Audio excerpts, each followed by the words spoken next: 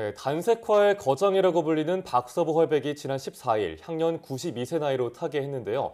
고 박서보 화백의 단색화는 마치 수행하듯 반복해서 그려내는 작업으로 수행의 예술로도 불리고 있습니다. 오늘 사이언스인 아트에서는 단순하면서도 깊이 있는 단색화의 세계에 대해 이야기 나눠보겠습니다. 박소경 아트 디렉터와 함께합니다. 어서 오세요. 어서오세요. 안녕하세요.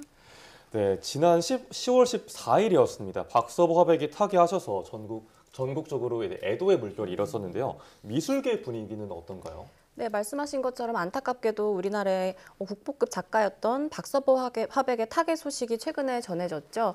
워낙 독보적이었고 또 한국 미술의 세계화에 일조했던 거장이었는데요. 이 미술계뿐만 아니라 대중들 또한 SNS 등을 통해서 애도의 뜻을 보냈습니다. 특히 박서보 화백이 생전에 각별했던 곳들이 있는데요. 그중 국제갤러리 같은 경우는 박서보 화백의 타계 소식 이후에 이현숙 회장의 명의로 추도사를 발표하기도 했습니다. 또 부산의 조연화랑도 기존 11월 12일까지였던 박서보 화백의 개인전을 12월 3일까지 연장하기로 결정했는데요.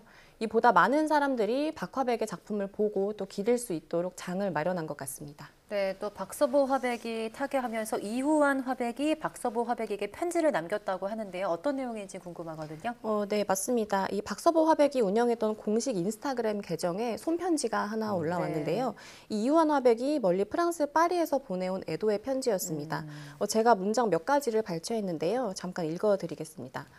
네, 드디어 떠나시는군요. 잘 지키고 버티셨습니다. 그 가난하고 험한 상황 속에서 새 물결을 이루시고 한 시대를 만들어 세계에 우뚝 세웠으니 장하십니다. 이제 거대한 별은 졌습니다. 비워진 빈자리를 메꿀 이 없으니 어이하리까. 오늘도 바람이 불고 그 속에 존재의 목소리 들립니다. 고이 잠드소서.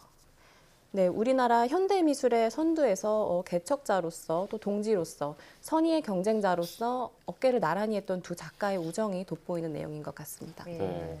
그리고 박서보 화백이 단색화의 거장으로 워낙 유명했잖아요. 네, 오늘 이 단색화의 역사에 대해서 되짚어 주실 텐데, 근데 재밌는 게 이 단색화를 해외에서 그대로, 영어 철자 그대로 DANSAEK HWA 이렇게 부른다고요? 네, 네. 맞습니다. 이 단색화는 쉽게 얘기하면 단색조의 회화라는 뜻을 갖고 있고요. 처음으로 그렇게 쓰였는데요. 이 단색화가 세계적으로 뻗어나가기 시작하면서부터는 이 단색화라는 용어라던가 또 정의에 대해서 좀 더 정교하게 재정립해야 한다는 목소리도 있어 왔습니다. 이 단색화라는 용어 자체는 2000년에 있었던 제3회 광주 비엔날레에 한일 현대미술의 단면 전시를 기획했던 윤진섭 미술평론가가 처음으로 사용하기 시작했다고 알려졌고요. 이후 2012년 국립현대미술관에서의 한국의 단색화 전시 등을 통해서 영문으로 단색화라고 표기되면서 국내외에 공식적으로 알려진 계기가 됐습니다. 특히 한국의 모노크롬이라고 불리기도 했기 때문에 이 코리안 모노크롬 페인팅이라고 표기를 할 수도 있었지만 이 단색화 단어 그대로 영어로 표기를 했는데요.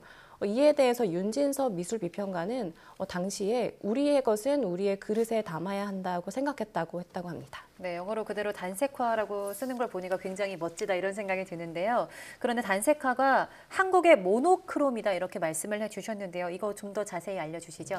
네, 우선 이 단색화의 시초를 알아보려면 이 서양의 모노크롬 형식도 함께 참고를 하면 좋은데요. 이 모노크롬 회화는 지난주 방송에서도 다뤘던 이브 클랭 같은 작가들이 전개를 하기도 했던 방식으로 1950년대에서 60년대 사이에 유럽에서 성행했던 사조입니다. 이 당시 현대미술 작가들이 이미지나 또 다양한 색채를 거부하고 그와 반대되는 아주 단순한 하나의 색만을 사용하면서 이 회화의 종말을 알린 건데요. 우리나라의 단색화 또한 이 단순화된 색채가 큰 특징이었기 때문에 이 모노크롬과 함께 언급되기도 합니다. 다만 우리의 단색화는 작가의 행위를 통한 정신적인 고찰과 또 물성에 대한 끊임없는 연구가 더해지고요.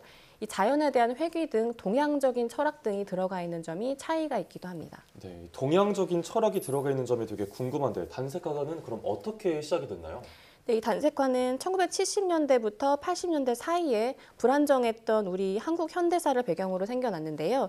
이 1950년대부터 서양의 실존주의 철학이라던가 또 다양한 미술사조 전개에 국내 작가들도 영향을 받기 시작합니다. 이 한국의 미술계에서도 해외 미술 비엔날레에 참여를 하면서 목소리를 내고 또 영향을 받기도 하는데요. 이 박서보 화백이 국내 최초의 앵포르멜을 전개했었죠. 이 정형적이지 않은 비정형 회화를 뜻하는 앵포르멜과 또 기하 추상이 1950년대부터 60년대 사이에 등장을 했고요. 이후 70년대 중반부터 백색 모노크롬이 등장합니다. 이 백색 단색조를 통해서 평면성을 탐구하는 작업인데요. 이 대표적인 작가로는 정상화 화백 등이 있습니다.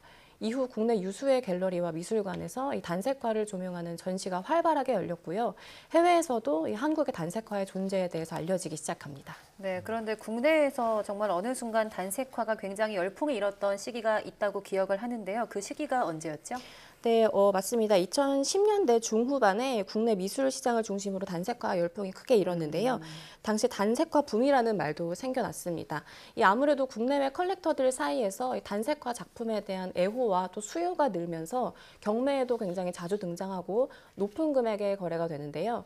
이 단색화 거장으로 손꼽히는 박서보, 이우환, 정상화, 또 하종현, 윤형근 등의 작가들이 그 중심에 있었습니다. 국내 메이저 갤러리들이 앞다투어서 전시를 했고요. 이 베니스 비엔날레 등에 참여를 하고 수십억 대로 낙찰되기도 하면서 해외 컬렉터들에게 굉장히 인기가 높았는데요. 하지만 아쉽게도 이 열풍은 그리 오래 가지는 못했습니다.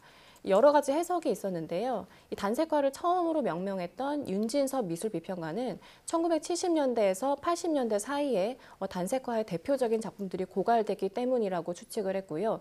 그 외에도 단색화 자체의 어떤 정의가 너무 추상적이고 관념적이다. 또 세계화를 위한 전략과 마케팅이 너무 앞섰다. 또는 단색화에 대한 내부적인 정의와 재해석이 필요하다 등의 의견도 있었습니다. 네, 오늘 이야기를 계속 듣다 보니까 단색화 화풍의 대표작들도 궁금한데 소개해 주시죠.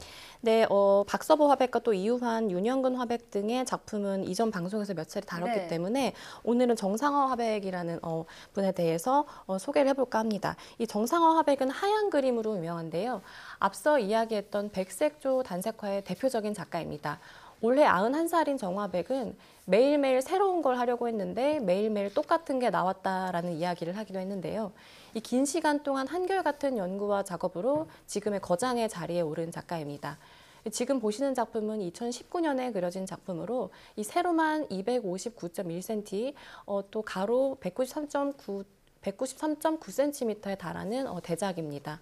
이 넓은 캔버스 안에서 색을 절제하고 또 평면성에 대해 끈질기게 연구한 결과물인데요. 1973년부터 단색의 그리드 회화를 시작했거든요. 이 정상화 화백은 이런 백색조의 작업을 꾸준히 제작을 했지만 어느 하나 같은 것이 없다고 합니다. 이 직접 만든 캔버스에 도자기의 원료가 되는 흰색의 흑인 고령토를 바르고 말리는 것을 반복해서 만들어지는데요. 이 마른 고령토가 굳으면서 갈라지고 나면 그리드가 생긴다고 하는데 그걸 떼어내고 그 안에 색을 담는 겁니다. 바르고 마르고 뜯고 메우고 다시 그 과정을 반복하는 자체가 마치 하나의 수행 같기도 합니다. 네, 오늘은 단색화의 정상화 화백 그림까지 이야기 나눠봤는데요. 단색화를 딱 보면 한국의 미와 또 정적임 그리고 여백에 주는 정갈함까지 느껴지는 것 같습니다. 한국의 단색화의 거장 박서보 화백은 별이 되었지만 앞으로도 단색화 장르는 많은 이들의 눈동자에서 반짝거리고 있지 않을까 싶습니다. 박소경 아트 디렉터와 함께했습니다. 고맙습니다.